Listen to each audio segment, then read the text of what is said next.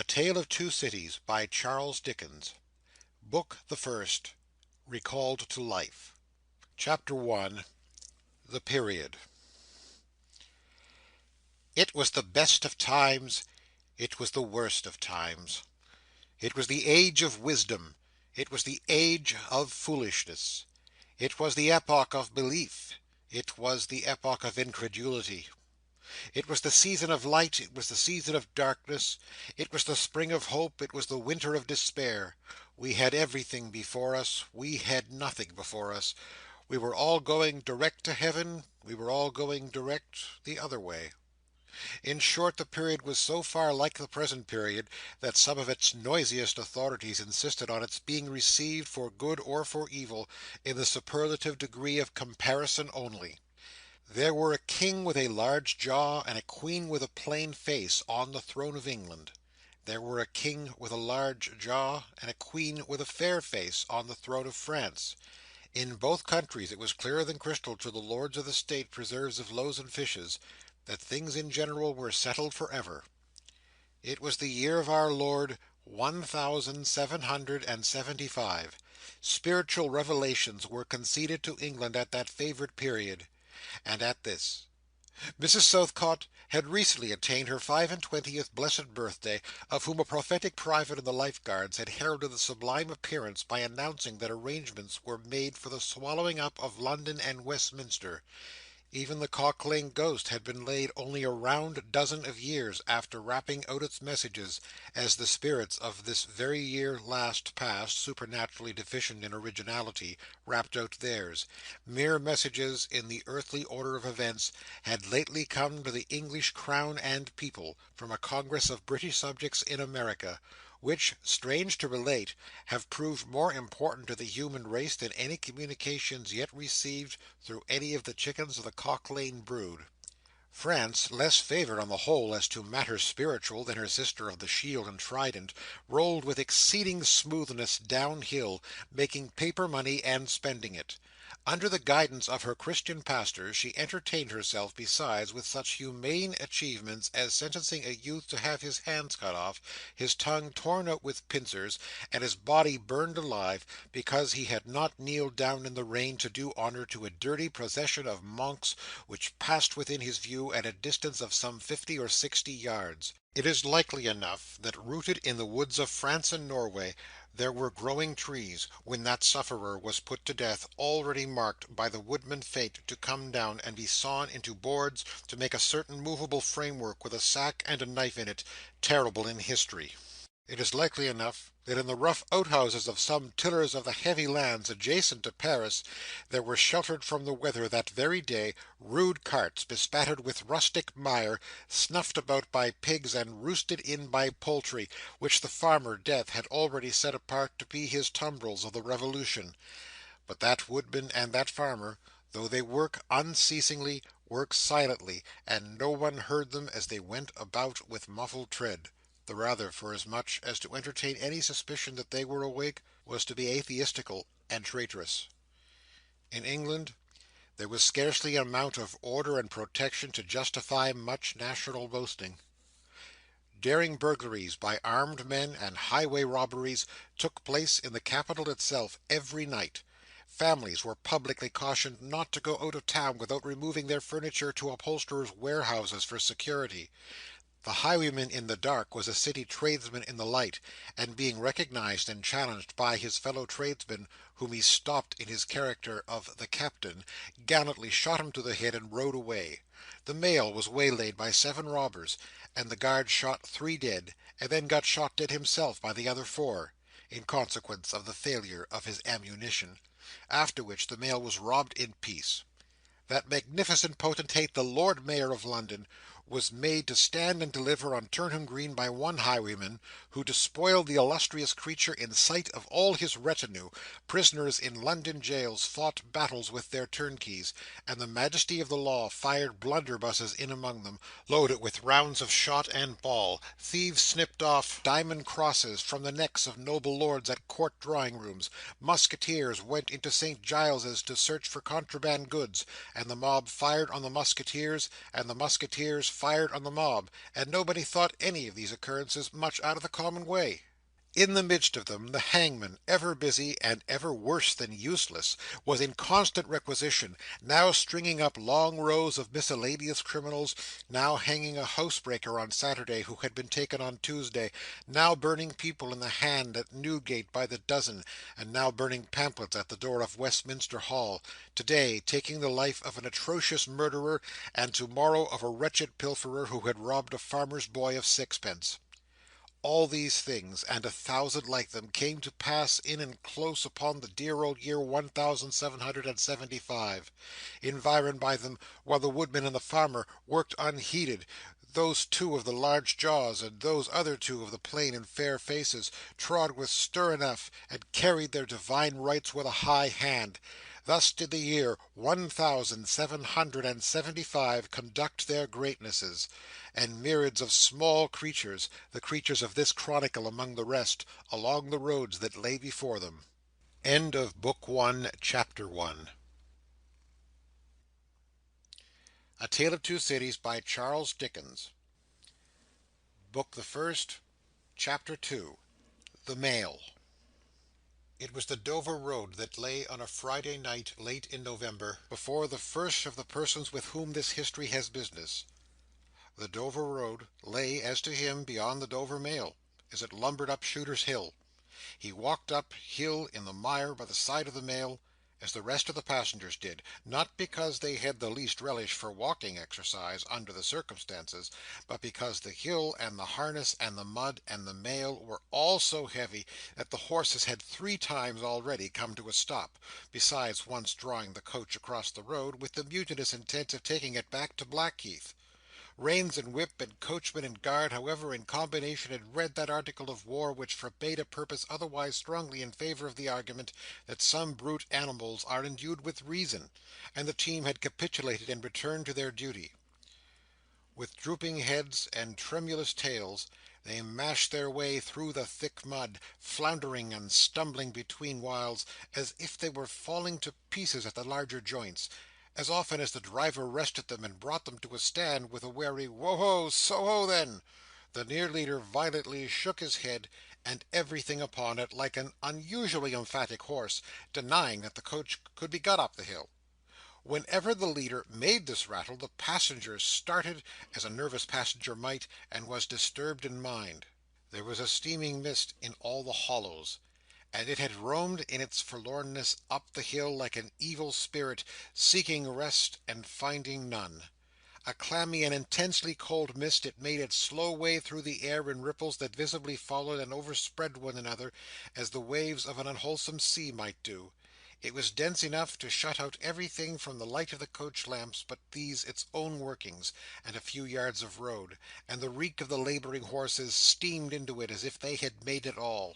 2 other passengers, besides the one, were plodding up the hill by the side of the mail. All 3 were wrapped to the cheekbones and over the ears, and wore jack-boots. Not one of the 3 could have said from anything he saw what either of the other 2 was like, and each was hidden under almost as many wrappers from the eyes of the mind as from the eyes of the body of his 2 companions. In those days travellers were very shy of being confidential on a short notice, for anybody on the road might be a robber or in league with robbers. As to the latter, when every posting-house and ale-house could produce somebody in the captain's pay, ranging from the landlord to the lowest stable nondescript, it was the likeliest thing upon the cards. So the guard of the Dover Mail thought to himself that Friday night in November 1775, lumbering up Shooter's Hill, as he stood on his own particular perch behind the mail, beating his feet, and keeping an eye and a hand on the arm-chest before him, where a loaded blunderbuss lay at the top of 6 or 8 loaded horse-pistols deposited on a substratum of cutlass. The Dover Mail was in its usual genial position, that the guard suspected the passengers suspected one another and the guard, they all suspected everybody else, and the coachman was sure of nothing but the horses, as to which cattle he could with a clear conscience have taken his oath on the 2 Testaments that they were not fit for the journey. "Wo-ho!" said the coachman. "So then!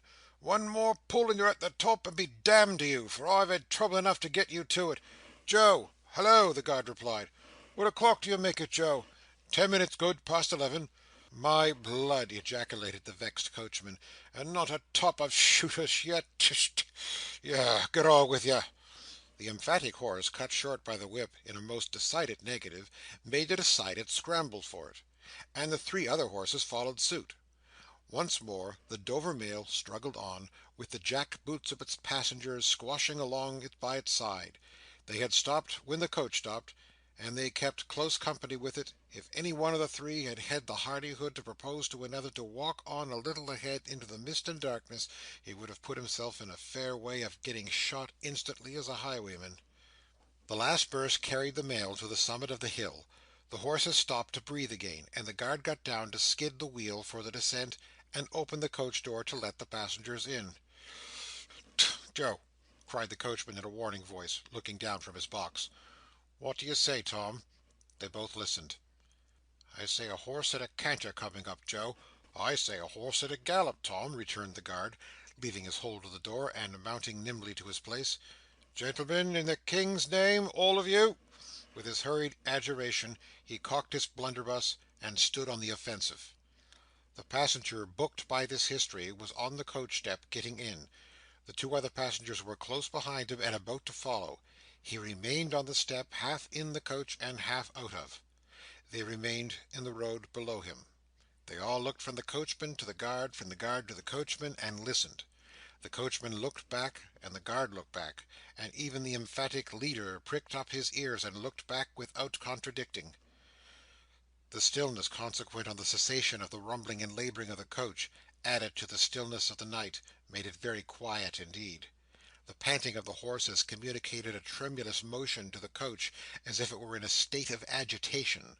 The hearts of the passengers beat loud enough perhaps to be heard, but at any rate the quiet pause was audibly expressive of people out of breath, and holding the breath, and having the pulses quickened by expectation. The sound of a horse at a gallop came fast and furiously up the hill. "So ho!" the guard sang out, as loud as he could roar. "Yo there! Stand! I shall fire!" The pace was suddenly checked, and with much splashing and floundering, a man's voice called from the mist, "Is that the Dover mail?" "Never you mind what it is," the guard retorted. "What are you?" "Is that the Dover mail?" "Why do you want to know?" "I want a passenger, if it is." "What passenger?" "Mr Jarvis Lorry." Our booked passenger showed in a moment that it was his name. The guard, the coachman, and the two other passengers eyed him distrustfully. "Keep where you are," the guard called to the voice in the mist, "because if I should make a mistake, it could never be set right in your lifetime. Gentlemen of the name of Lorry, answer straight." "What is the matter?" asked the passenger then, with a mildly quavering speech. "Who wants me? Is it Jerry?" "I don't like Jerry's voice if it is Jerry," growled the guard to himself. "He's hoarser than suits me, is Jerry." "Yes, Mr Lorry." "What is the matter?" "A dispatch sent after you from over yonder. Tea and Company." "I know this messenger, guard," said Mr. Lorry, getting down into the road, assisted from behind more swiftly than politely by the other two passengers, who immediately scrambled into the coach, shut the door, and pulled up the window. "He may come close. There's nothing wrong." "I hope there ain't, but I can't make so nation sure of that," said the guard, in gruff soliloquy. "Hallo, you!" "Well, and hallo you!" said Jerry, more hoarsely than before. "Come on at a foot pace, d'ye mind me? And if you've got holsters to that saddle of yourn, don't let me see your hand go nigh 'em, for I'm a devil at a quick mistake, and when I make one it takes the form of lead. So now let's look at you." The figures of a horse and rider came slowly through the eddying mist, and came to the side of the mail, where the passenger stood. The rider stooped, and casting up his eyes at the guard, handed the passenger a small folded paper. The rider's horse was blown, and both horse and rider were covered with mud, from the hoofs of the horse to the hat of the man. "Guard," said the passenger, in a tone of quiet business confidence. The watchful guard, with his right hand at the stock of his raised blunderbuss, his left at the barrel, and his eye on the horseman, answered curtly, "Sir, there is nothing to apprehend. I belong to Tellson's Bank. You must know Tellson's Bank in London. I am going to Paris on business. A crown to drink. I may read this?" If so be as you're quick, sir." He opened it in the light of the coach lamp on that side, and read, first to himself, and then aloud, "Wait at Dover for Ma'amselle. It's not long, you see, guard. Jerry, say that my answer was, recalled to life." Jerry started in his saddle. "That's a blazing strange answer, too," said he, at his hoarsest. "Take that message back, and they will know that I received this, as well as if I wrote. Make the best of your way. Good night." With these words, the passenger opened the coach door and got in, not at all assisted by his fellow passengers, who had expeditiously secreted their watches and purses in their boots, and were now making a general pretence of being asleep, with no more definite purpose than to escape the hazard of originating any other kind of action. The coach lumbered on again, with heavier wreaths of mist closing round it as it began the descent. The guard soon replaced his blunderbuss in his arm-chest, and having looked to the rest of its contents, and having looked to the supplementary pistols that he wore in his belt, looked to a smaller chest beneath his seat, in which there were a few smith's tools, a couple of torches, and a tinder-box. For he was furnished with that completeness that if the coach lamps had been blown and stormed out, which did occasionally happen, he had only to shut himself up inside, keep the flint and steel sparks well off the straw, and get a light with tolerable safety and ease, if he were lucky, in 5 minutes. "Tom!" softly over the coach roof. "Hallo, Joe! Did you hear the message?" "I did, Joe." "What do you make of it, Tom?" "Nothing at all, Joe." "That's a coincidence, too," the guard mused, "for I made the same of it myself." Jerry, left alone in the mist and darkness, dismounted meanwhile, not only to ease his spent horse, but to wipe the mud from his face and shake the wet out of his hat brim, which might be capable of holding about half a gallon. After standing with the bridle over his heavily splashed arm until the wheels of the mail were no longer within hearing, and the night was quite still again, he turned to walk down the hill.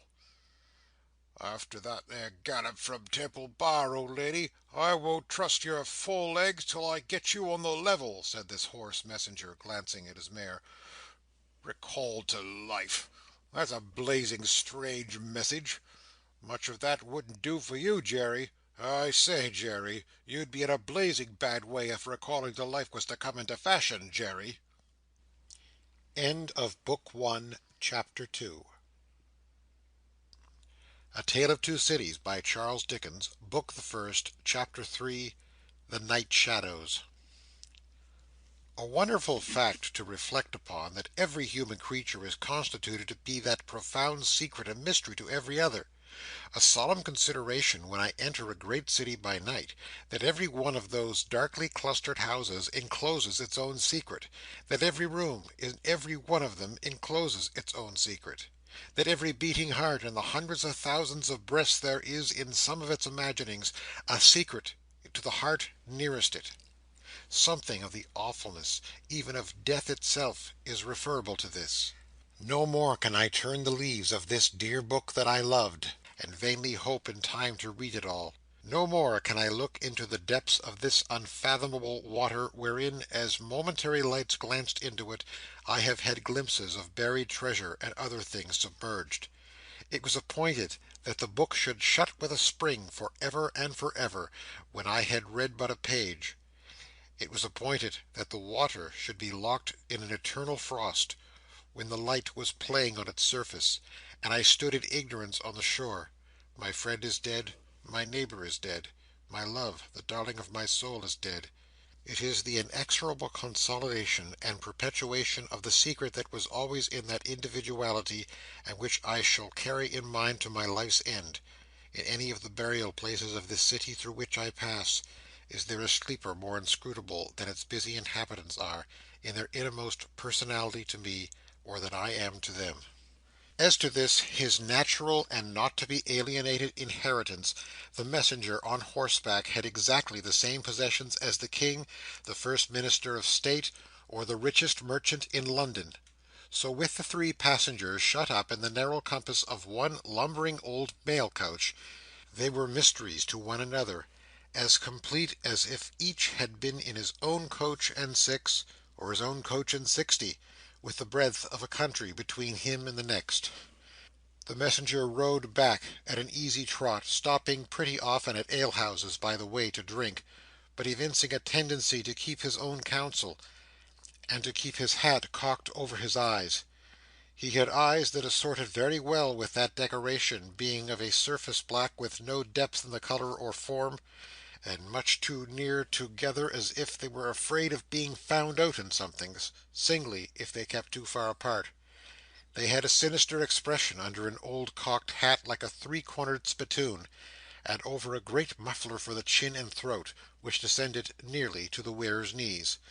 When he stopped for a drink, he moved this muffler with his left hand, only when he poured his liquor in with his right. As soon as that was done, he muffled again. "No, Jerry, no," said the messenger, harping on one theme as he rode. "It wouldn't do for you, Jerry. Jerry, you honest tradesman, it wouldn't suit your line of business. Recalled! Bust me if I don't think he'd been a drinking."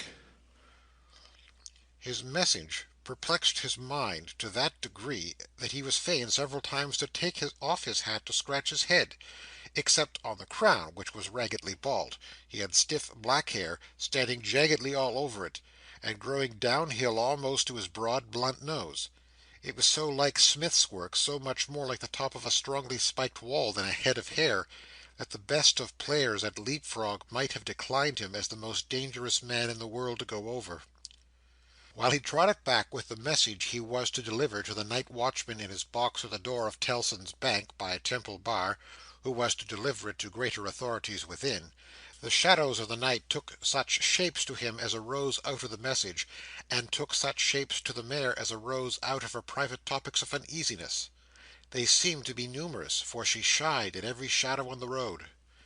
What time the mail coach lumbered, jolted, rattled, and bumped upon its tedious way, with its three fellow inscrutables inside, to whom likewise the shadows of the night revealed themselves, in the forms their dozing eyes and wandering thoughts suggested.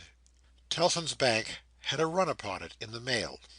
As the bank passenger, with an arm drawn through the leathern strap which did what lay in it to keep him from pounding against the next passenger and driving him into his corner whenever the coach got a special jolt, nodded in his place, with half-shut eyes, the little coach windows, and the coach lamp dimly gleaming through them, and the bulky bundle of opposite passenger became the bank, and did a great stroke of business. The rattle of the harness was the chink of money, and more drafts were honoured in 5 minutes than even Tellson's, with all its foreign and home connection, ever paid in thrice the time.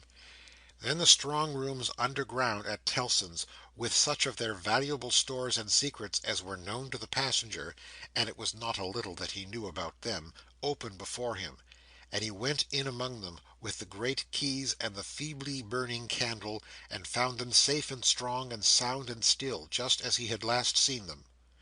But though the bank was almost always with him, and though the coach, in a confused way, like the presence of pain under an opiate, was always with him, there was another current of impression that never ceased to run all through the night. He was on his way to dig someone out of a grave. Now, which of the multitude of faces that showed themselves before him was the true face of the buried person, the shadows of the night did not indicate. But they were all the faces of a man of 45 by years, and they differed principally in the passions they expressed, and in the ghastliness of their worn and wasted state. Pride, contempt, defiance, stubbornness, submission, lamentation, succeeded one another. So did varieties of sunken cheek, cadaverous colour, emaciated hands and figures. But the face was in the main one face, and every head was prematurely white. 100 times the dozing passenger inquired of the spectre, "Buried how long?" The answer was always the same, "Almost 18 years."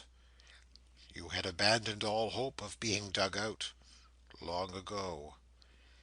You know that you are recalled to life? They tell me so. I hope you care to live. I can't say. Shall I show her to you? Will you come and see her?" The answers to this question were various and contradictory. Sometimes the broken reply was, "Wait! It would kill me if I saw her too soon. Sometimes it was given in a tender rain of tears, and then it was, 'Take me to her.'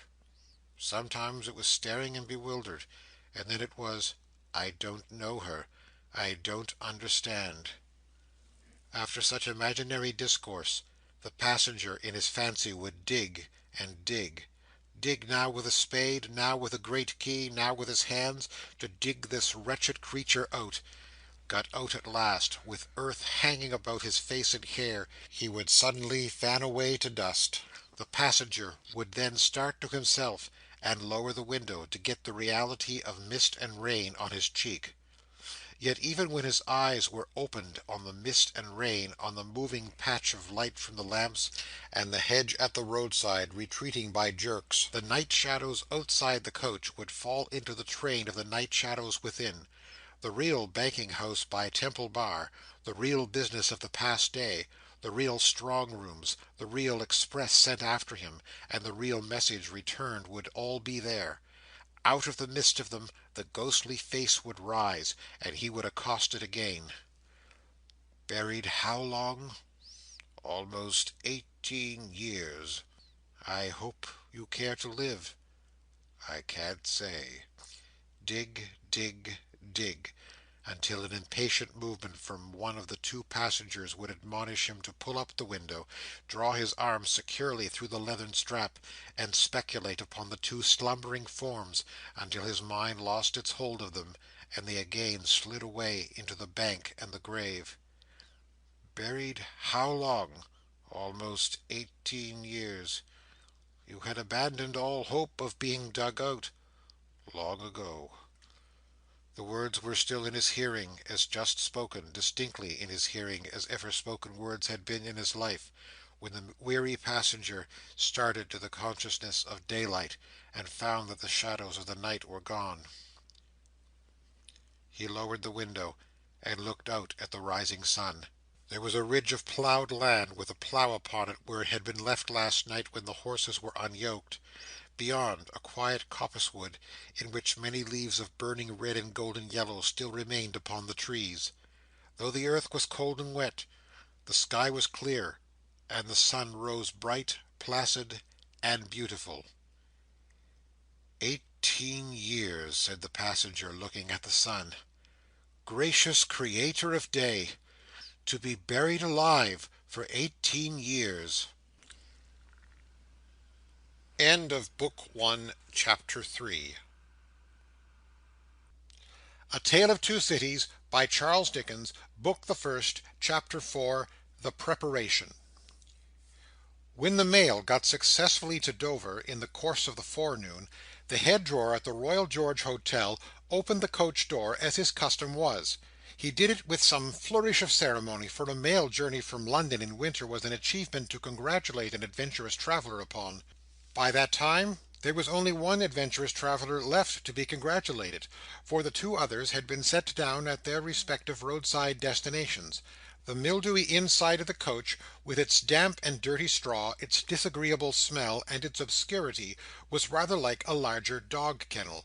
Mr. Lorry, the passenger, shaking himself out of its chains of straw, a tangle of shaggy wrapper, flapping hat, and muddy legs, was rather like a larger sort of dog. "There will be a packet to Calais to-morrow, Drawer." "Yes, sir, if the weather holds, and the wind sets tolerable fair. The tide will serve pretty nicely at about 2 in the afternoon, sir. Bed, sir? I shall not go to bed to-night, but I want a bedroom, and a barber. And then breakfast, sir? Yes, sir, that way if you please. Show, Concord! Gentleman's valise and hot water to Concord. Pull off gentleman's boots in Concord. You will find a fine sea-coal fire, sir. Fetch barber to Concord. Stir about there now for Concord." The Concord bed-chamber being always assigned to a passenger by the mail, and passengers by the mail always heavily wrapped up from head to foot, the room had the odd interest for the establishment of the Royal George, that although but one kind of man was seen to go into it, all kinds and varieties of men came out of it. Consequently, another drawer, and two porters, and several maids, and the landlady, were all loitering by accident at various points of the road between the Concord and the coffee-room, when a gentleman of 60, formally dressed in a brown suit of clothes, pretty well worn, but very well kept, with large square cuffs and large flaps to the pockets, passed along on the way to his breakfast. The coffee-room had no other occupant that forenoon than the gentleman in brown. His breakfast table was drawn before the fire, and as he sat, with its light shining on him, waiting for the meal, he sat so still that he might have been setting for his portrait. Very orderly and methodical he looked, with a hand on each knee, and a loud watch ticking a sonorous sermon under his flapped waistcoat, as though it pitted its gravity and longevity against the levity and evanescence of the brisk fire. He had a good leg, and was a little vain of it, for his brown stockings fitted sleek and close, and were of a fine texture; his shoes and buckles too, though plain, were trim. He wore an odd little sleek crisp flaxen wig, setting very close to his head, which wig, it is to be presumed, was made of hair, but which looked far more as though it were spun from filaments of silk or glass. His linen, though not of a fineness in accordance with his stockings, was as white as the tops of the waves that broke upon the neighbouring beach, or the specks of sail that glinted in the sunlight far at sea. A face habitually suppressed and quieted was still lighted up under the quaint wig by a pair of moist bright eyes that it must have cost their owner in years gone by some pains to drill to the composed and reserved expression of Tellson's Bank. He had a healthy colour in his cheeks, and his face, though lined, bore traces of anxiety. But perhaps the confidential bachelor clerks in Tellson's Bank were principally occupied with the cares of other people, and perhaps second-hand cares, like second-hand clothes, come easily off and on.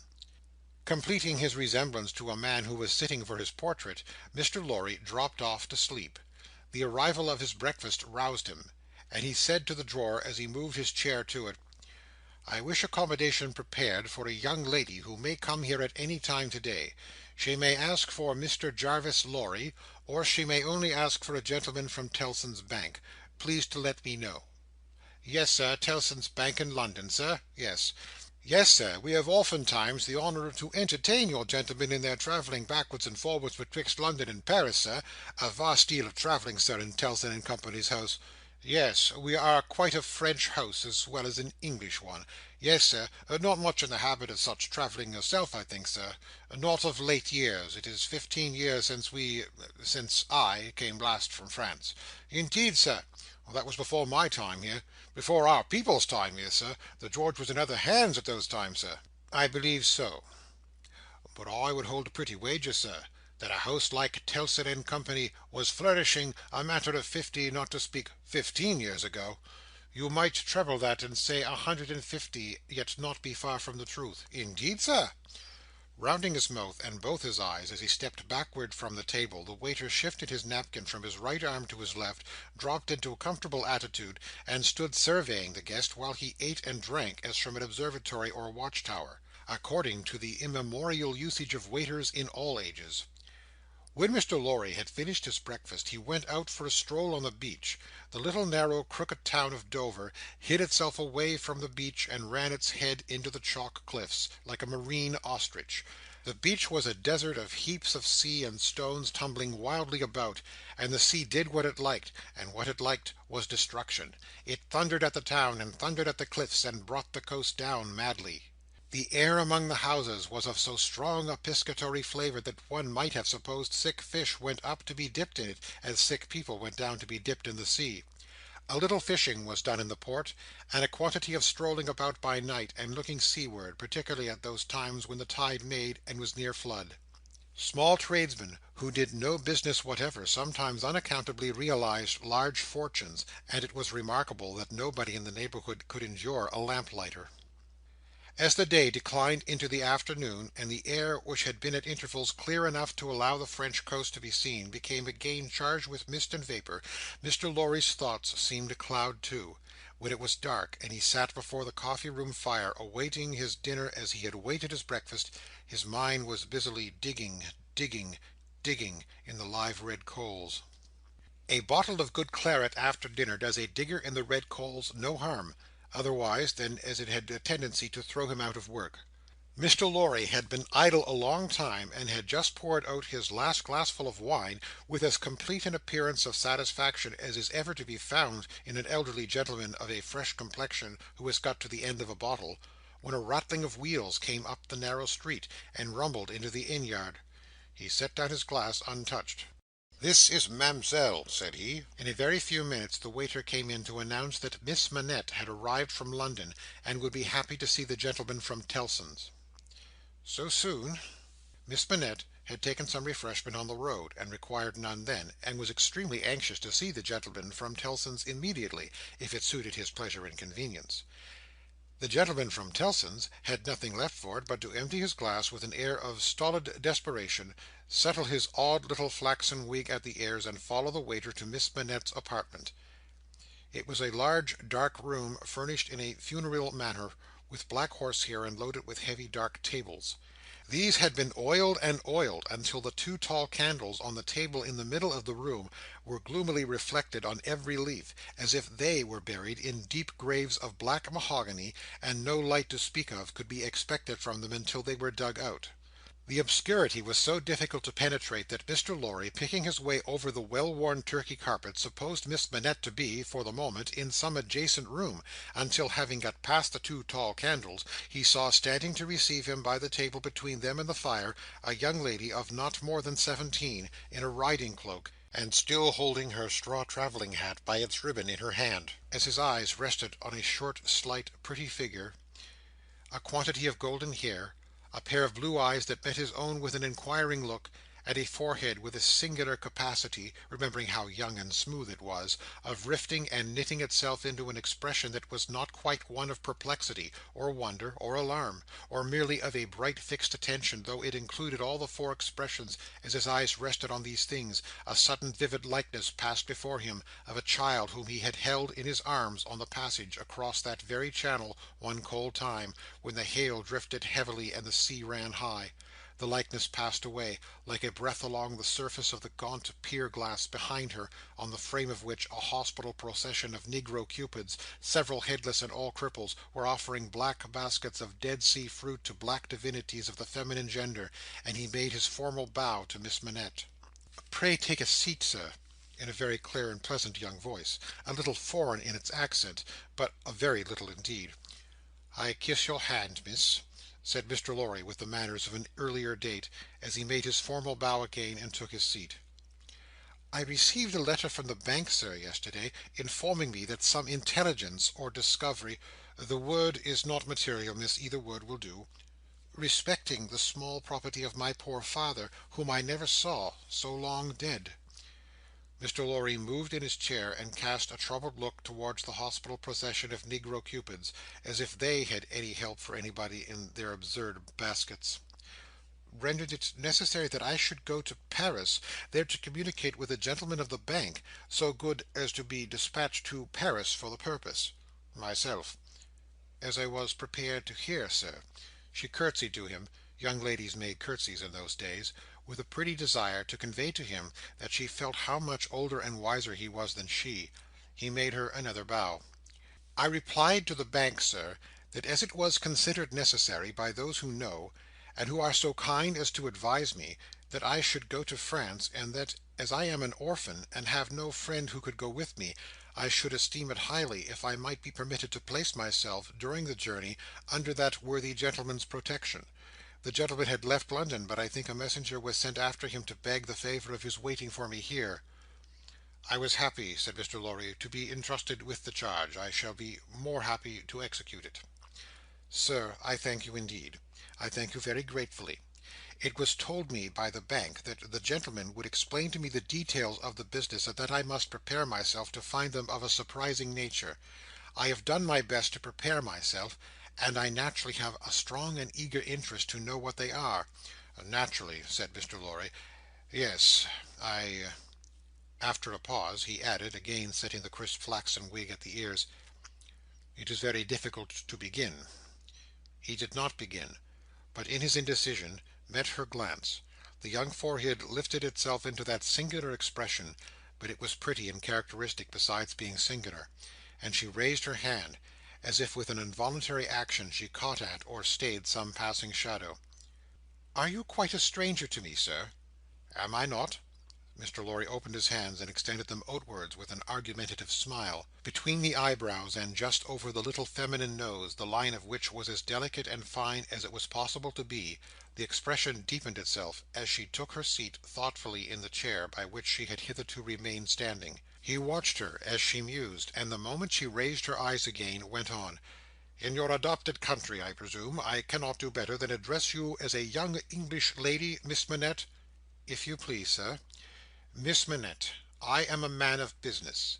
I have a business charge to acquit myself of. In your reception of it, don't heed me any more than if I was a speaking machine. Truly, I am not much else. I will, with your leave, relate to you, miss, the story of one of our customers." "Story!" He seemed wilfully to mistake the word she had repeated, when he added, in a hurry, "Yes, customers. In the banking business we usually call our connection our customers. He was a French gentleman, a scientific gentleman, a man of great acquirements. A doctor, not of Beauvais?" "Why, yes, of Beauvais. Like Monsieur Manette, your father, the gentleman was of Beauvais. Like Monsieur Manette, your father, the gentleman was of repute in Paris. I had the honour of knowing him there. Our relations were business relations, but confidential. I was at that time in our French house, and had been, 20 years." "At that time, I may ask at what time, sir?" "I speak, miss, of 20 years ago. He married an English lady, and I was one of the trustees. His affairs, like the affairs of many other French gentlemen and French families, were entirely in Tellson's hands. In a similar way, I am, or I have been, trustee of one kind or other for scores of our customers. These are mere business relations, miss. There is no friendship in them, no particular interest, nothing like sentiment. I have passed from one to another in the course of my business life, just as I pass from one of our customers to another in the course of my business day. In short, I have no feelings. I am a mere machine. To go on, but this is my father's story, sir. And I begin to think," the curiously roughened forehead was very intent upon him, "that when I was left an orphan through my mother surviving my father only 2 years, it was you who brought me to England. I am almost sure it was you." Mr. Lorry took the hesitating little hand that confidently advanced to take his, and he put it with some ceremony to his lips. He then conducted the young lady straightway to her chair again, and holding the chair back with his left hand, and using his right by turns to rub his chin, pull his wig at the ears, or point what he said, stood looking down into her face, while she sat looking up into his. "Miss Manette, it was I. And you will see how truly I spoke of myself just now in saying I had no feelings, and that all the relations I hold with my fellow creatures are mere business relations, when you reflect that I have never seen you since. No, you have been the ward of Tellson's house since, and I have been busy with the other business of Tellson's house since. Feelings, I have no time for them, no chance of them. I pass my whole life, miss, in turning an immense pecuniary mangle." After this odd description of his daily routine of employment, Mr. Lorry flattened his flaxen wig upon his head with both hands, which was most unnecessary, for nothing could be flatter than its shining surface was before, and resumed his former attitude. "So far, miss, as you have remarked, this is the story of your regretted father. Now comes the difference. If your father had not died when he did, don't be frightened. How you start!" She did indeed start, and she caught his wrist with both her hands. "Pray," said Mr. Lorry, in a soothing tone, bringing his left hand from the back of the chair to lay it on the supplicatory fingers that clasped him in so violent a tremble, "pray control your agitation. A matter of business. As I was saying—" Her look so discomposed him that he stopped, wondered, and began anew. "As I was saying, if Monsieur Manette had not died, if he had suddenly and silently disappeared, if he had been spirited away, if it had not been difficult to guess to what dreadful place, though no art could trace him, if he had an enemy in some compatriot who could exercise a privilege that I in my own time have known the boldest people afraid to speak of in a whisper, across the water there, for instance, the privilege of filling up blank forms for the consignment of any one to the oblivion of a person for any length of time, if his wife had implored the King, the Queen, the Court, the clergy, for any tidings of him, and all quite in vain, then the history of your father would have been the history of this unfortunate gentleman, the Doctor of Beauvais." "I entreat you to tell me more, sir." "I will. I am going to. You can bear it. I can bear anything but the uncertainty you leave me in at this moment. You speak collectedly, and you are collected. That's good." Though his manner was less satisfied than his words. "A matter of business. Regard it as a matter of business, business that must be done. Now, if this doctor's wife, though a lady of great courage and spirit, had suffered so intensely from this cause before her little child was born—" "The little child was a daughter, sir." "A daughter. A matter of business. Don't be distressed, miss. If the poor lady had suffered so intensely before her little child was born, that she came to the determination of sparing the poor child the inheritance of any part of the agony she had known the pains of, by rearing her in the belief that her father was dead— No, don't kneel. In Heaven's name, why should you kneel to me?" "For the truth. Oh dear, good, compassionate sir, for the truth." "A matter of business. You confuse me, and how can I transact my business if I am confused? Let us be clear-headed. If you could kindly mention now, for instance, what 9 times ninepence are, or how many shillings in 20 guineas, it would be so encouraging. I should be so much more at my ease about your state of mind." Without directly answering to this appeal, she sat so still when he had very gently raised her, and the hands that had not ceased to clasp his wrist were so much more steady than they had been, that she communicated some reassurance to Mr. Jarvis Lorry. "That's right. That's right. Courage. Business. You have business before you. Useful business.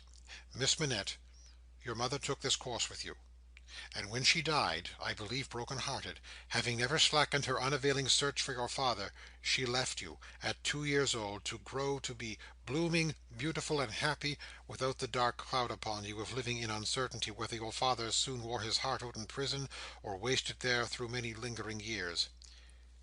As he said the words, he looked down with an admiring pity on the flowing golden hair, as if he pictured to himself that it might have been already tinged with grey.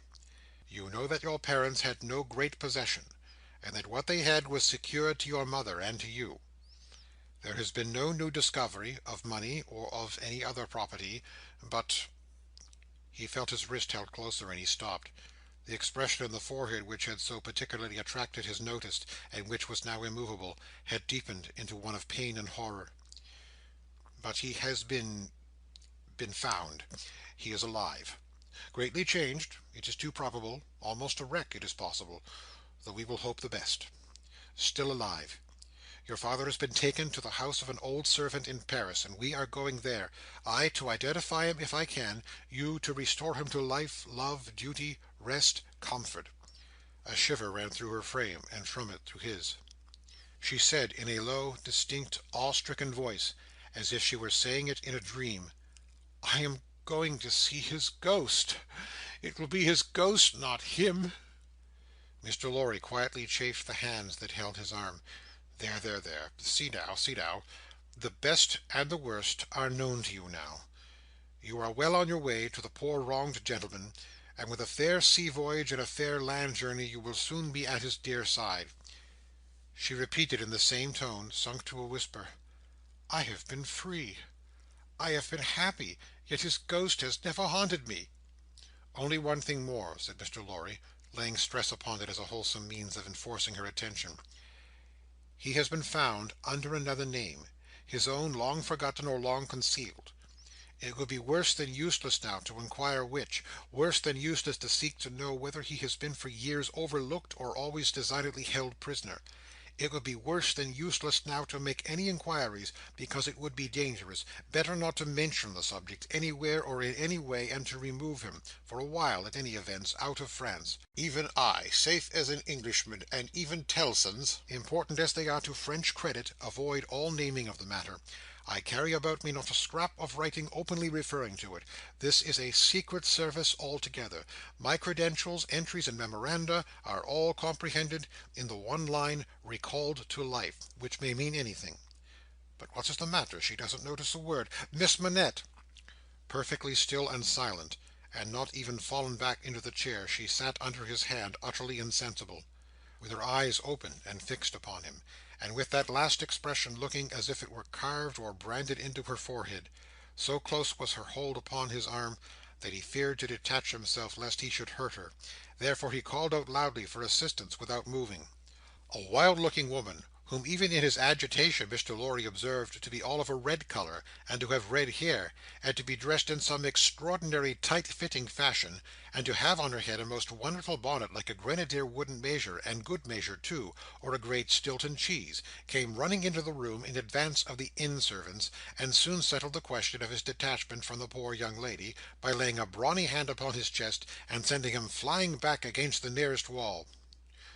"I really think this must be a man," was Mr. Lorry's breathless reflection, simultaneously with his coming against the wall. "Why, look at you all!" bawled this figure, addressing the inn service. "Why don't you go and fetch things, instead of standing there staring at me? I am not so much to look at, am I? Why don't you go and fetch things? I'll let you know, if you don't bring smelling salts, cold water, and vinegar. Quick, I will!" There was an immediate dispersal for these restoratives, and she softly laid the patient on a sofa, and tended her with great skill and gentleness, calling her "my precious" and "my bird," and spreading her golden hair aside over her shoulders with great pride and care. "And you in brown," she said, indignantly turning to Mr. Lorry, "couldn't you tell her what you had to tell her without frightening her to death? Look at her, with her pretty pale face and her cold hands. Do you call that being a banker?"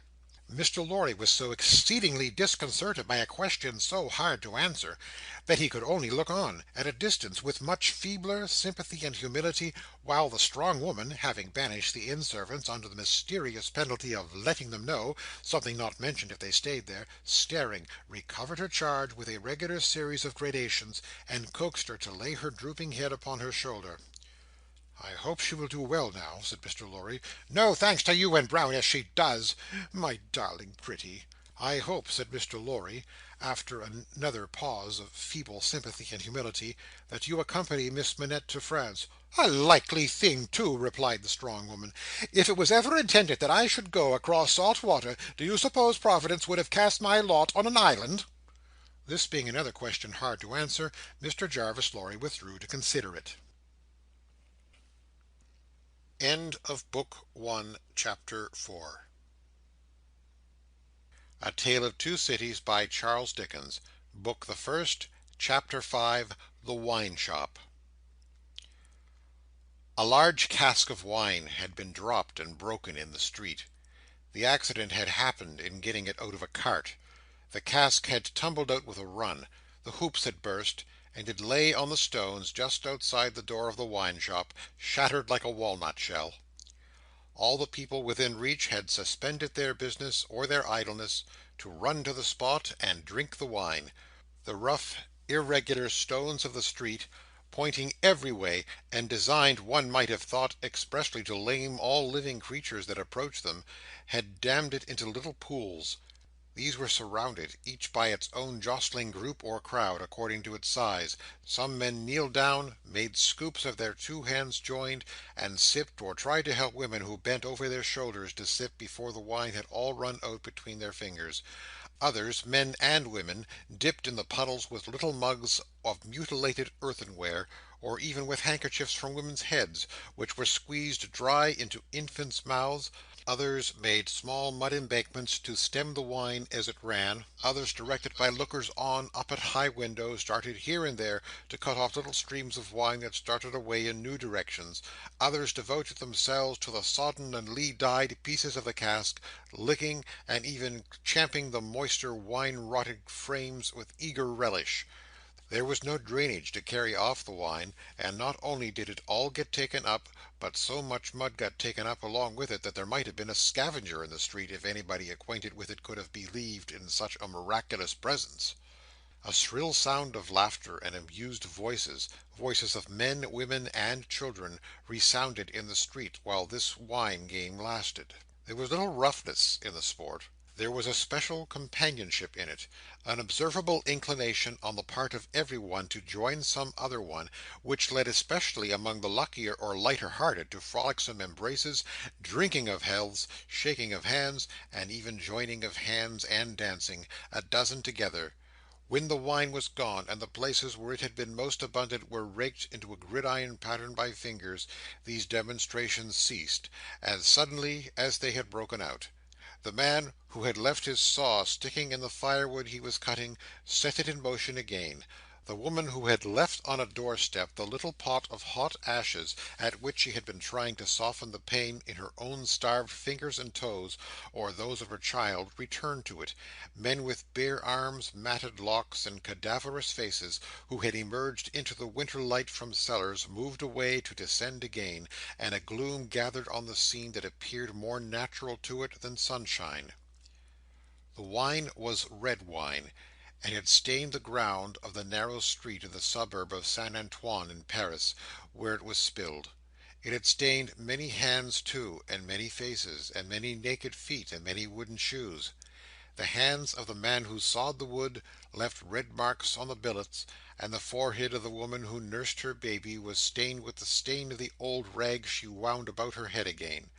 Those who had been greedy with the staves of the cask had acquired a tigerish smear about the mouth; and one tall joker, so besmirched, his head more out of a long squalid bag of a nightcap than in it, scrawled upon a wall, with his finger dipped in muddy wine lees, "Blood." The time was to come, when that wine too would be spilled on the street stones, and when the stain of it would be red upon many there. And now that the cloud settled on Saint Antoine, which a momentary gleam had driven from his sacred countenance, the darkness of it was heavy.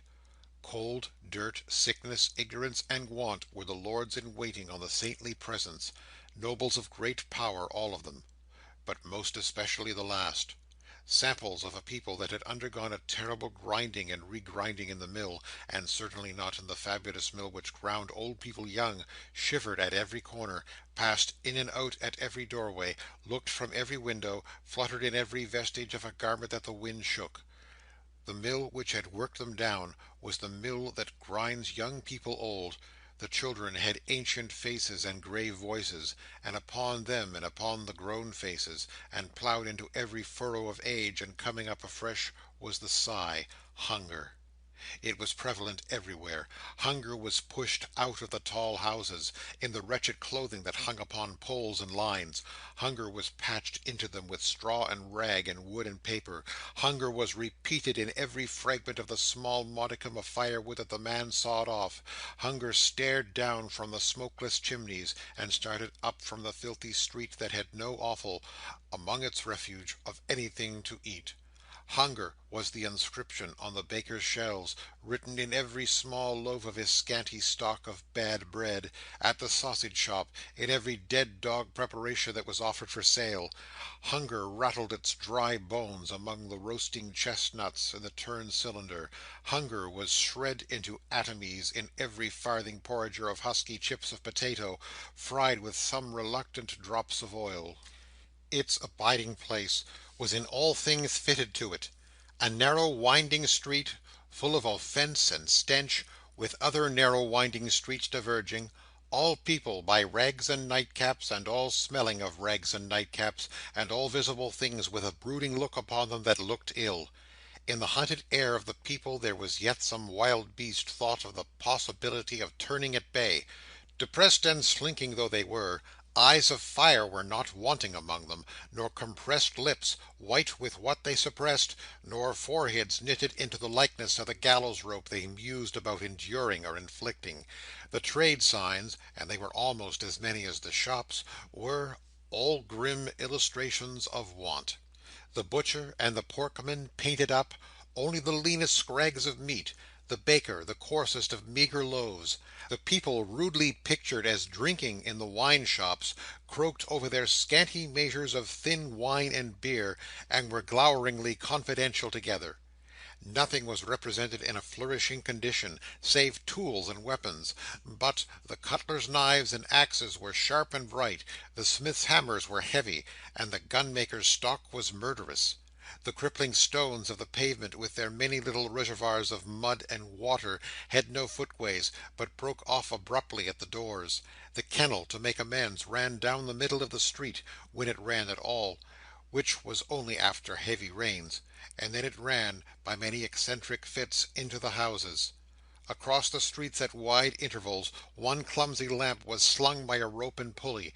At night, when the lamplighter had let these down, and lighted and hoisted them again, a feeble grove of dim wicks swung in a sickly manner overhead, as if they were at sea. Indeed they were at sea, and the ship and crew were in peril of tempest. For the time was to come when the gaunt scarecrows of that region should have watched the lamplighter in their idleness and hunger so long as to conceive the idea of improving on his method, and hauling up men by those ropes and pulleys, to flare along the darkness of their condition. But the time was not come yet, and every wind that blew over France shook the rags of the scarecrows in vain, for the birds, fine of song and feather, took no warning. The wine shop was a corner shop, better than most others in its appearance and degree, and the master of the wine shop had stood outside it in a yellow waistcoat and green breeches, looking on at the struggle for the lost wine. "It's not my affair," said he, with a final shrug of his shoulders. "The people from the market did it. Let them bring another." There his eyes happened to catch the tall joker writing up his joke. He called to him across the way. "Say then, my Gaspard, what do you do there?" The fellow pointed to his joke with immense significance, as is often the way with his tribe. It missed its mark, and completely failed, as is often the way with his tribe too. "What now? Are you a subject for the mad hospital?" said the wine shop keeper, crossing the road, and obliterating the jest with a handful of mud picked up for the purpose, and smeared over it. "Why do you write in the public streets? Tell me thou, is there no other place to write such words in?" In his expostulation he dropped his cleaner hand, perhaps accidentally, perhaps not, upon the joker's heart. The joker rapped it with his own, took a nimble spring upward, and came down in a fantastic dancing attitude, with one of his stained shoes jerked off his foot into his hand and held out. A joker of an extremely, not to say wolfishly practical character, he looked under those circumstances. Put it on," said the other. "Call wine, wine, and finish there." With that advice, he wiped his soiled hand upon the joker's dress, such as it was, quite deliberately, as having dirtied the hand on his account, and then recrossed the road and entered the wine shop. This wine shop keeper was a bull-necked, martial-looking man of 30, and he should have been of a hot temperament, for although it was a busy day, he wore no coat, but carried one slung over his shoulder. His shirt-sleeves were rolled up too, and his brown arms were bare to the elbows. Neither did he wear anything more on his head than his own crisply curling, short, dark hair. He was a dark man altogether, with good eyes, and a good bold breadth beneath them, good-humoured looking on the whole, but implacable looking too, evidently a man of strong resolution and a set purpose, a man not desirable to be met, rushing down a narrow pass with a gulf on either side, for nothing would turn the man. Madame Defarge, his wife, sat in the shop behind the counter as he came in. Madame Defarge was a stout woman of about his own age, with a watchful eye that seldom seemed to look at anything, a large hand, heavily ringed, a steady face, strong features, and great composure of manner. There was a character about Madame Defarge, from which one might have predicted that she did not often make mistakes against herself in any of the reckonings over which she presided.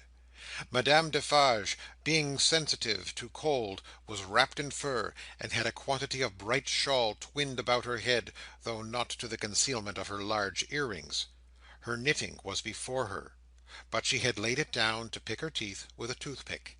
Thus engaged, with her right elbow supported by her left hand, Madame Defarge said nothing when her lord came in, but coughed just one grain of cough.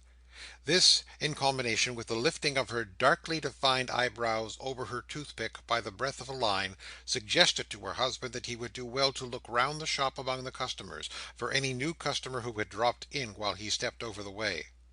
The wine shop keeper accordingly rolled his eyes about until they rested upon an elderly gentleman and a young lady who were seated in a corner. Other company were there, two playing cards, two playing dominoes, three standing by the counter lengthening out a short supply of wine. As he passed behind the counter, he took notice that the elderly gentleman said in a look to the young lady, "This is our man." "What the devil do you do in that galley there?" said Monsieur Defarge to himself. "I don't know you." But he feigned not to notice the two strangers, and fell into discourse with the triumvirate of customers who were drinking at the counter. "How goes it, Jacques?" said one of these three to Monsieur Defarge. "Is all the spilt wine swallowed?" "Every drop, Jacques," answered Monsieur Defarge. When this interchange of Christian name was effected, Madame Defarge, picking her teeth with her toothpick, coughed another grain of cough, and raised her eyebrows by the breadth of another line. "It is not often," said the second of the three, addressing Monsieur Defarge, "that many of these miserable beasts know the taste of wine, or of anything but black bread and death. Is it not so, Jacques?" "It is so, Jacques," Monsieur Defarge returned.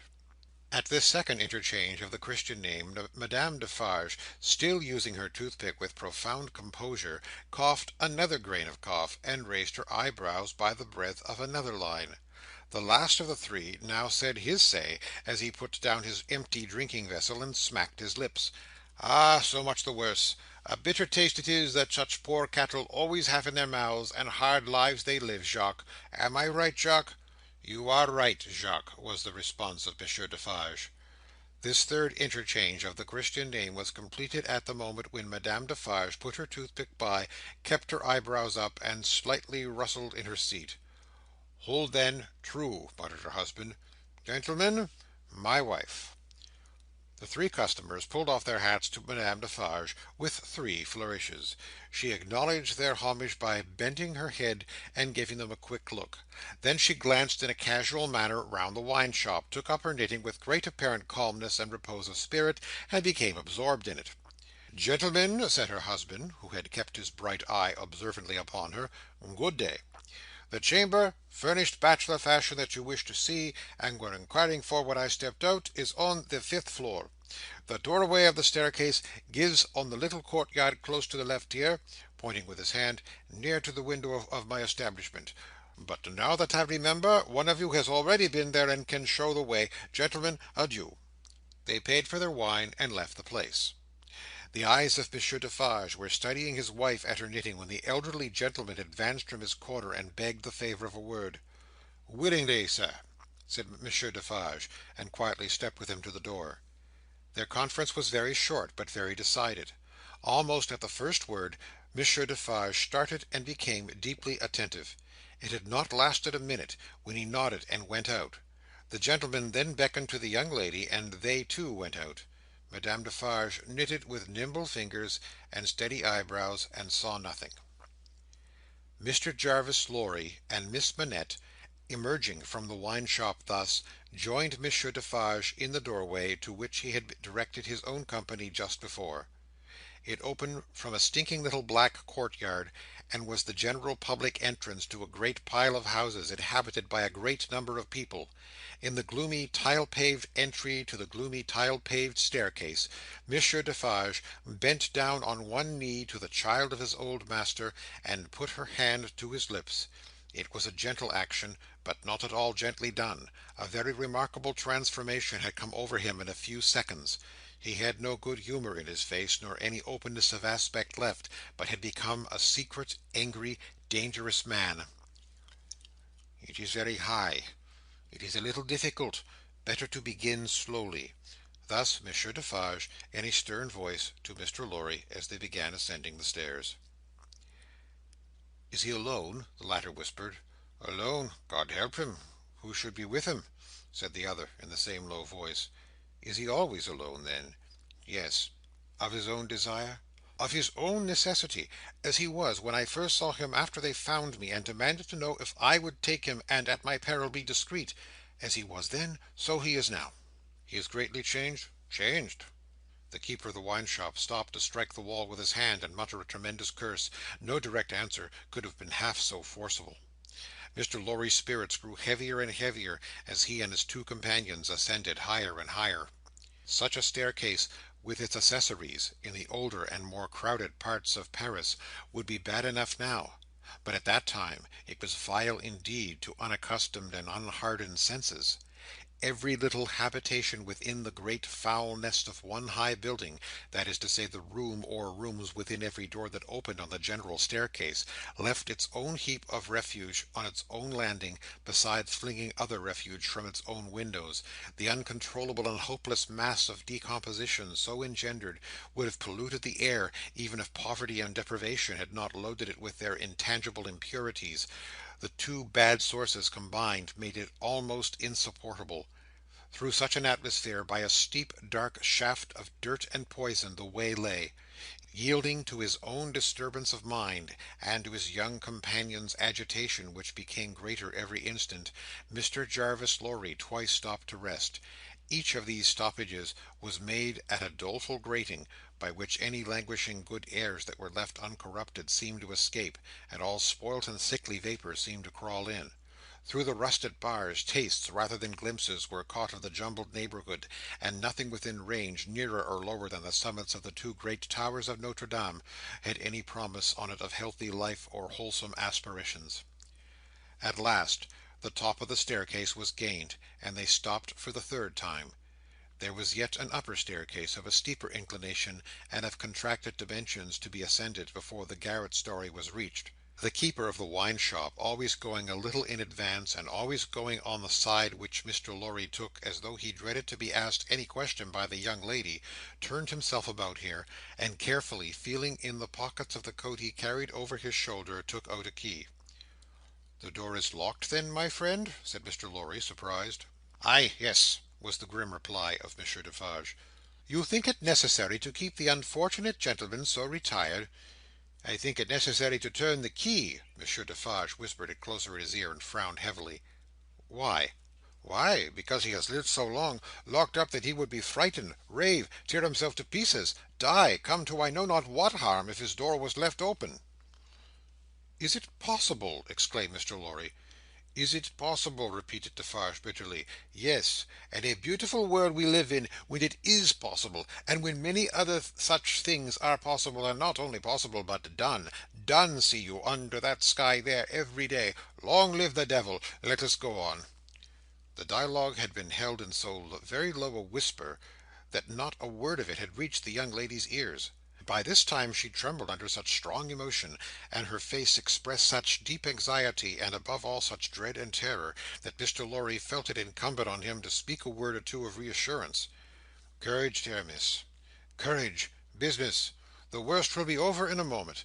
It is but passing the room door, and the worst is over. Then, all the good you bring to him, all the relief, all the happiness you bring to him, begin. Let our good friend here assist you on that side. That's well, friend Defarge. Come now. Business, business." They went up slowly and softly. The staircase was short, and they were soon at the top. There, as it had an abrupt turn in it, they came all at once in sight of three men, whose heads were bent down close together at the side of a door, and who were intently looking into the room to which the door belonged, through some chinks or holes in the wall. On hearing footsteps close at hand, these three turned, and rose, and showed themselves to be the three of one name who had been drinking in the wine shop. "I forgot them in the surprise of your visit," explained Monsieur Defarge. "Leave us, good boys. We have business here." The three glided by, and went silently down. There appearing to be no other door on that floor, and the keeper of the wine shop going straight to this one when they were left alone, Mr. Lorry asked him in a whisper, with a little anger, "Do you make a show of Monsieur Manette?" "I show him in the way you have seen, to a chosen few." "Is that well?" "I think it is well." "Who are the few? How do you choose them?"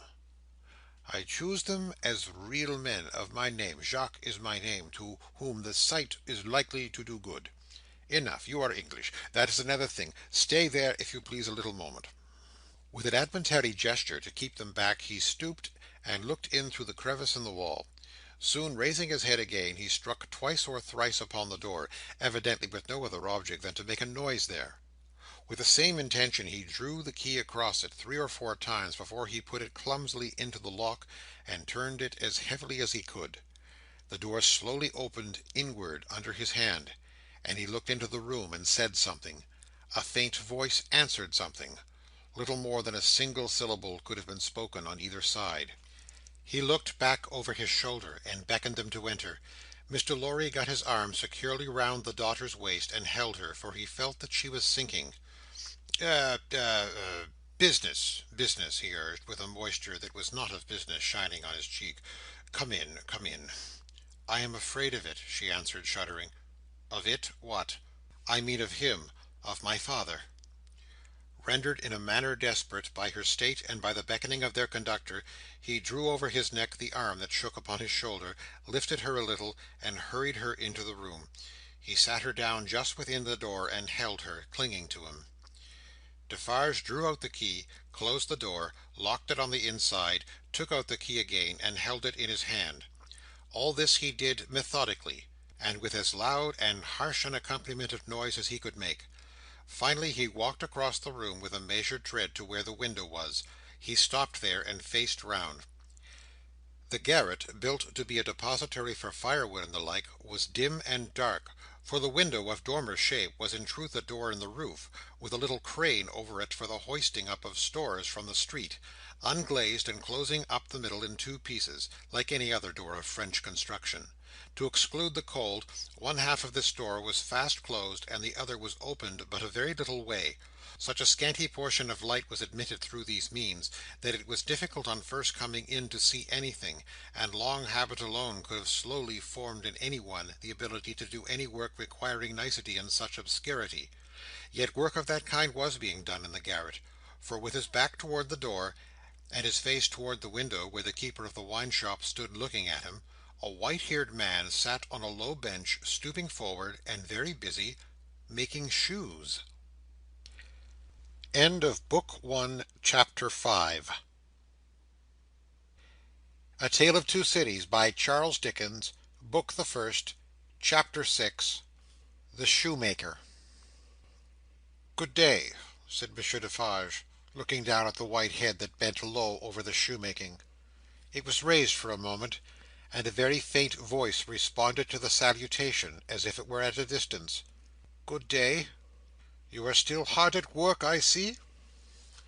After a long silence, the head was lifted for another moment, and the voice replied, "Yes, I am working." This time a pair of haggard eyes had looked at the questioner, before the face had dropped again. The faintness of the voice was pitiable and dreadful. It was not the faintness of physical weakness, though confinement and hard fare no doubt had their part in it. Its deplorable peculiarity was, that it was the faintness of solitude and disuse. It was like the last feeble echo of a sound made long and long ago. So entirely had it lost the life and resonance of the human voice, that it affected the senses like a once beautiful colour faded away into a poor weak stain. So sunken and suppressed it was, that it was like a voice underground.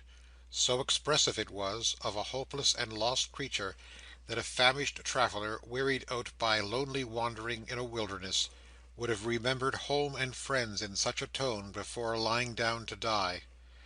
Some minutes of silent work had passed, and the haggard eyes had looked up again, not with any interest or curiosity, but with a dull mechanical perception beforehand that the spot where the only visitor they were aware of had stood, was not yet empty. "I want," said Defarge, who had not removed his gaze from the shoemaker, "to let in a little more light here. You can bear a little more?" The shoemaker stopped his work, looked with a vacant air of listening, at the floor on one side of him, then similarly at the floor on the other side of him, then upward at the speaker. "What did you say? You can bear a little more light?" "I must bear it, if you let it in," laying the palest shadow of stress upon the second word. The open half-door was opened a little further, and secured at that angle for the time. A broad way of light fell into the garret, and showed the workman, with an unfinished shoe upon his lap, pausing in his labour. His few common tools and various scraps of leather were at his feet and on his bench. He had a white beard, raggedly cut, but not very long, a hollow face, and exceedingly bright eyes. The hollowness and thinness of his face would have caused them to look large under his yet dark eyebrows and his confused white hair, though they had been really otherwise, but they were naturally large, and looked unnaturally so. His yellow rags of shirt lay open at the throat, and showed his body to be withered and worn. He, and his old canvas frock, and his loose stockings, and all his poor tatters of clothes, had, in a long seclusion from direct light and air, faded down to such a dull uniformity of parchment yellow, that it would have been hard to say which was which. He had put up a hand between his eyes and the light, and the very bones of it seemed transparent. So he sat, with a steadfastly vacant gaze, pausing in his work. He never looked at the figure before him without first looking down on this side of himself, then on that, as if he had lost the habit of associating place with sound. He never spoke without first wandering in this manner and forgetting to speak. "Are you going to finish that pair of shoes today?" asked Defarge, motioning to Mr. Lorry to come forward. "What did you say?" "Do you mean to finish that pair of shoes today?" "I can't say that I mean to. I suppose so. I don't know." But the question reminded him of his work, and he bent over it again. Mr. Lorry came silently forward, leaving the daughter by the door. When he had stood for a moment or two by the side of Defarge, the shoemaker looked up. He showed no surprise at seeing another figure, but the unsteady fingers of one of his hands strayed to his lips as he looked at it. His lips and his nails were of the same pale lead colour, and then the hand dropped to his work, and he once more bent over the shoe. The look and the action had occupied but an instant. "You have a visitor, you see," said Monsieur Defarge. "What did you say?" "Here is a visitor." The shoemaker looked up as before, but without removing a hand from his work. "Come," said Defarge. "Here is Monsieur, who knows a well-made shoe when he sees one. Show him that shoe you are working at. Take it, Monsieur." Mr. Lorry took it in his hand. "Well, tell Monsieur what kind of shoe it is, and the maker's name." There was a longer pause than usual before the shoemaker replied, "I forgot what it was you asked me. What did you say?" "I said, couldn't you describe the kind of shoe for Monsieur's information?" "It is a lady's shoe. It is a young lady's walking shoe. It is in the present mode. I never saw the mode. I have had a pattern in my hand." He glanced at the shoe with some little passing touch of pride. "And the maker's name?" said Defarge. Now that he had no work to hold, he laid the knuckles of the right hand in the hollow of the left, and then the knuckles of the left hand in the hollow of the right, and then passed a hand across his bearded chin, and so on regular changes without a moment's intermission. The task of recalling him from the vagrancy into which he always sank when he had spoken, was like recalling some very weak person from a swoon, or endeavouring, in the hope of some disclosure, to stay the spirit of a fast dying man. "Did you ask me for my name?" "Assuredly I did." 105 North Tower." "Is that all?" 105 North Tower." With a weary sound that was not a sigh nor a groan, he bent to work again, until the silence was again broken. "You are not a shoemaker by trade?" said Mr. Lorry, looking steadfastly at him. His haggard eyes turned to Defarge, as if he would have transferred the question to him, but as no help came from that quarter, they turned back on the questioner when they had sought the ground. "I am not a shoemaker by trade? No, I was not a shoemaker by trade. I learnt it here. I taught myself. I asked leave to—" He lapsed away, even for minutes, ringing those measured changes on his hands the whole time. His eyes came slowly back at last to the face from which they had wandered.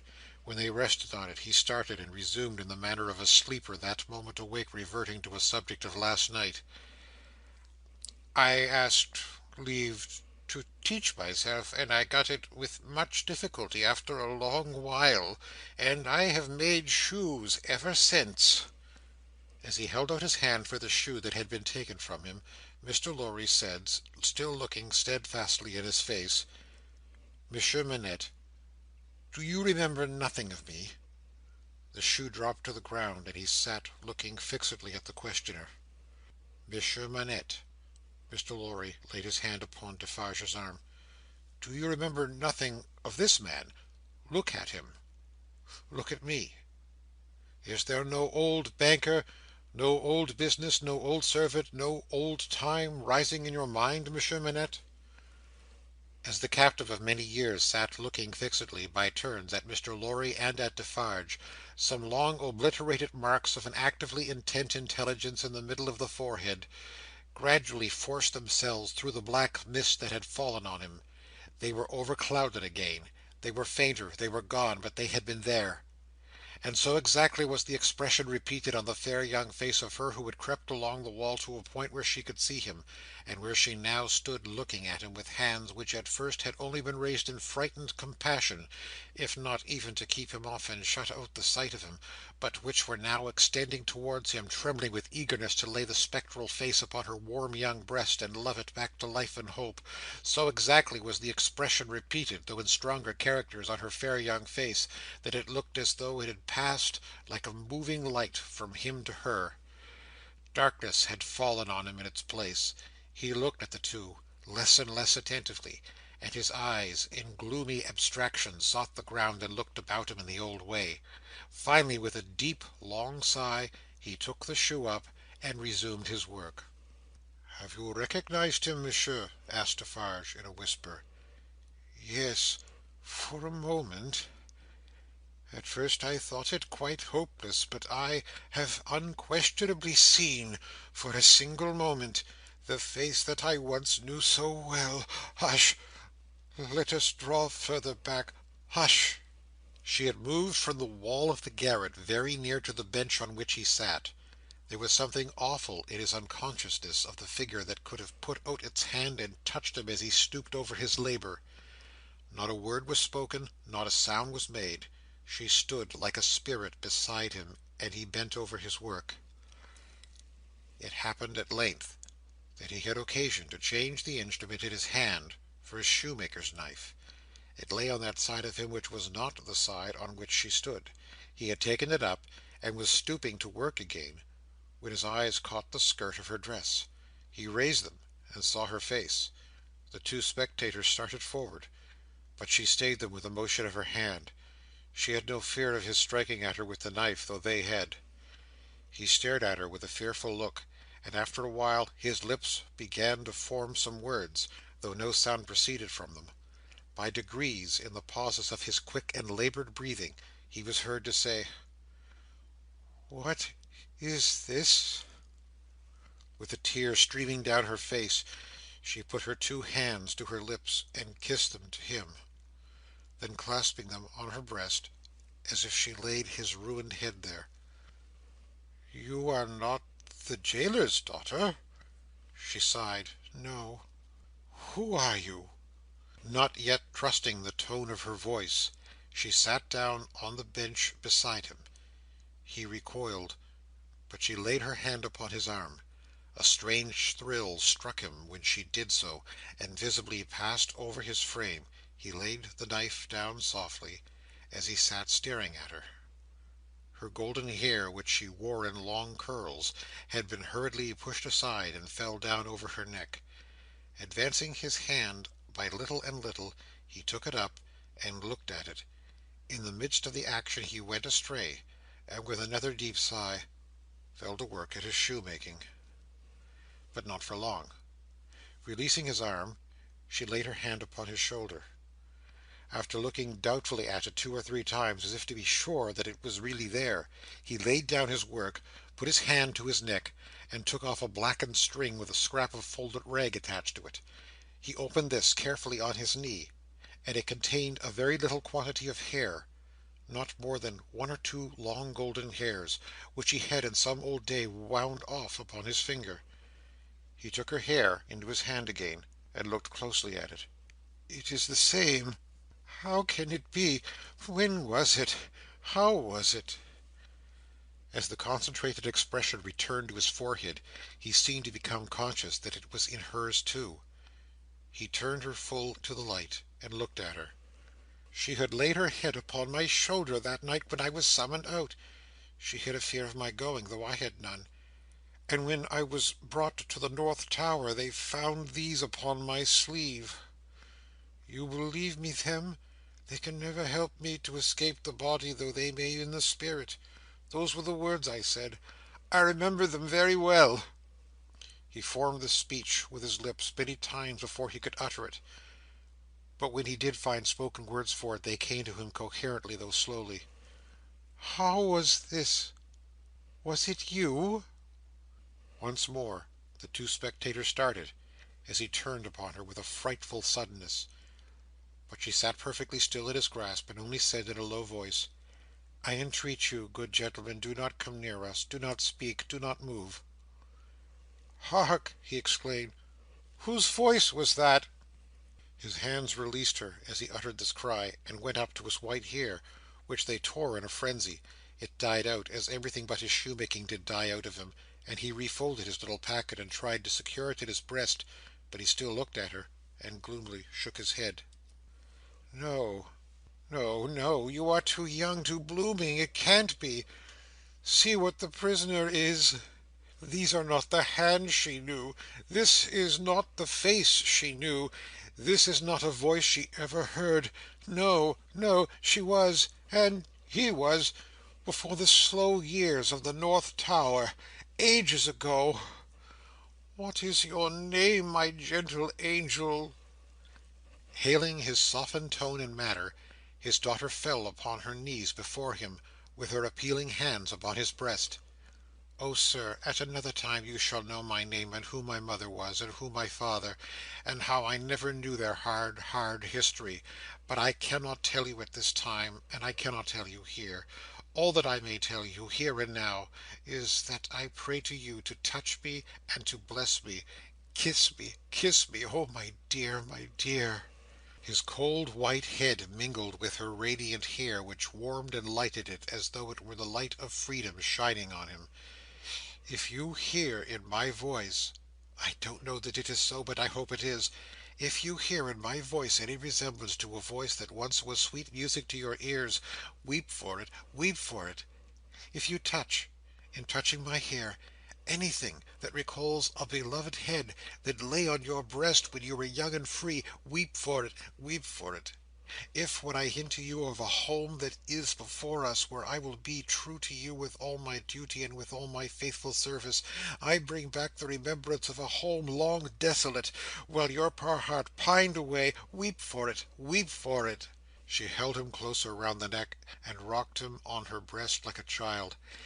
"If, when I tell you, dearest dear, that your agony is over, and that I have come here to take you from it, and that we go to England to be at peace and at rest, I cause you to think of your useful life laid waste, and of our native France so wicked to you, weep for it, weep for it. And if, when I shall tell you of my name, and of my father who is living and my mother who is dead, you learn that I have to kneel to my honoured father and implore his pardon for having never for his sake striven all day and lain awake and wept all night, because the love of my poor mother hid his torture from me, weep for it, weep for it. Weep for her then, and for me. Good gentlemen, thank God! I feel his sacred tears upon my face, and his sobs strike against my heart. Oh, see! Thank God for us, thank God!" He had sunk in her arms, and his face dropped on her breast, a sight so touching yet so terrible in the tremendous wrong and suffering which had gone before it, that the two beholders covered their faces. When the quiet of the garret had been long undisturbed, and his heaving breast and shaken form had long yielded to the calm that must follow all storms, emblem to humanity of the rest and silence into which the storm called life must hush at last, they came forward to raise the father and daughter from the ground. He had gradually dropped to the floor, and lay there in a lethargy, worn out. She had nestled down with him, that his head might lie upon her arm, and her hair drooping over him curtained him from the light. "If without disturbing him," she said, raising her hand to Mr. Lorry as he stooped over them, after repeated blowings of his nose, "all could be arranged for our leaving Paris at once, so that from the very door he could be taken away." "But consider, is he fit for the journey?" asked Mr. Lorry. "More fit for that, I think, than to remain in this city, so dreadful to him." "It is true," said Defarge, who was kneeling to look on and hear. "More than that, Monsieur Manette is, for all reasons, best out of France. Say, shall I hire a carriage and post horses?" "That's business," said Mr. Lorry, resuming on the shortest notice his methodical manners, "and if business is to be done, I had better do it." "Then be so kind," urged Miss Manette, "as to leave us here.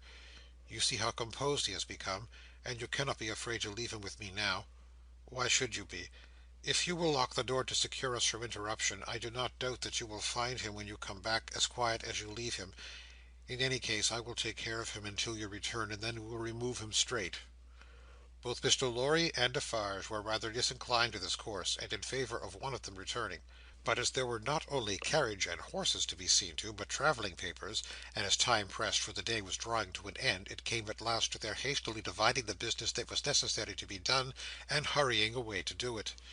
Then, as the darkness closed in, the daughter laid her head down on the hard ground close at the father's side, and watched him.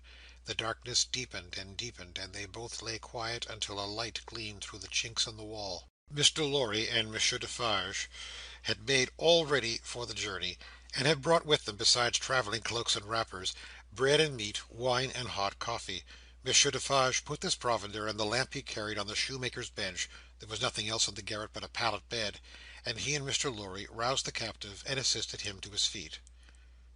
No human intelligence could have read the mysteries of his mind in the sacred blank wonder of his face. Whether he knew what had happened, whether he recollected what they had said to him, whether he knew that he was free, were questions which no sagacity could have solved. They tried speaking to him, but he was so confused and so very slow to answer, that they took fright at his bewilderment, and agreed for the time to tamper with him no more. He had a wild lost manner of occasionally clasping his head in his hands, that had not been seen in him before. Yet he had some pleasure in the mere sound of his daughter's voice, and invariably turned to it when she spoke. In the submissive way of one long accustomed to obey under coercion, he ate and drank what they gave him to eat and drink, and put on the cloak and other wrappings that they gave him to wear. He readily responded to his daughter's drawing her arm through his, and took and kept her hand in both his own. They began to descend. Monsieur Defarge going first with the lamp, Mr. Lorry closing the little procession. They had not traversed many steps of the long main staircase when he stopped, and stared at the roof and round at the walls. "You remember the place, my father? You remember coming up here?" "What did you say?" But before she could repeat the question, he murmured an answer as if she had repeated it. "Remember? No, I don't remember. It was so very long ago." That he had no recollection whatever of his having been brought from his prison to that house was apparent to them. They heard him mutter 105 North Tower, and when he looked about him, it evidently was for the strong fortress walls which had long encompassed him.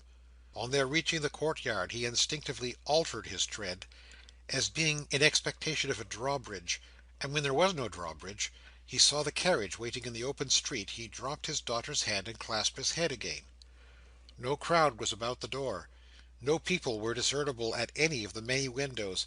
Not even a chance passer-by was in the street. An unnatural silence and desertion reigned there.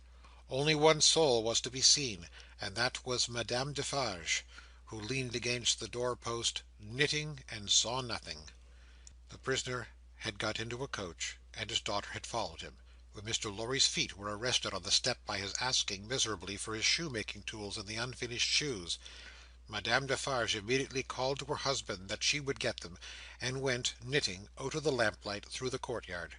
She quickly brought them down, and handed them in, and immediately afterwards leaned against the door-post, knitting, and saw nothing. Defarge got upon the box, and gave the word, "To the barrier." The postillion cracked his whip, and they clattered away under the feeble over-swinging lamps. Under the over-swinging lamps, swinging ever brighter in the better streets, and ever dimmer in the worse, and by lighted shops, gay crowds, illuminated coffee-houses, and theatre doors, to one of the city gates. Soldiers with lanterns at the guard-house there. "Your papers, travellers." "See here then, Monsieur the officer," said Defarge, getting down, and taking him gravely apart. "These are the papers of Monsieur inside, with the white head. They were consigned to me, with him, at the—" He dropped his voice. There was a flutter among the military lanterns, and one of them being handed into the coach by an arm in uniform, the eyes connected with the arm looked, not an every day or an every night look, at Monsieur with the white head. "It is well. Forward!" from the uniform. "Adieu!" from Defarge. And so, under a short grove of feebler and feebler over-swinging lamps, out under the great grove of stars.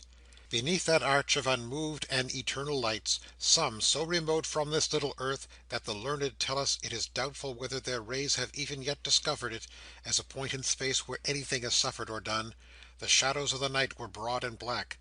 All through the cold and restless interval until dawn, they once more whispered in the ears of Mr. Jarvis Lorry, sitting opposite the buried man who had been dug out, and wondering what subtle powers were for ever lost to him, and what were capable of restoration. The old inquiry, "I hope you care to be recalled to life?" And the old answer, "I can't say." End of chapter. End of book 1.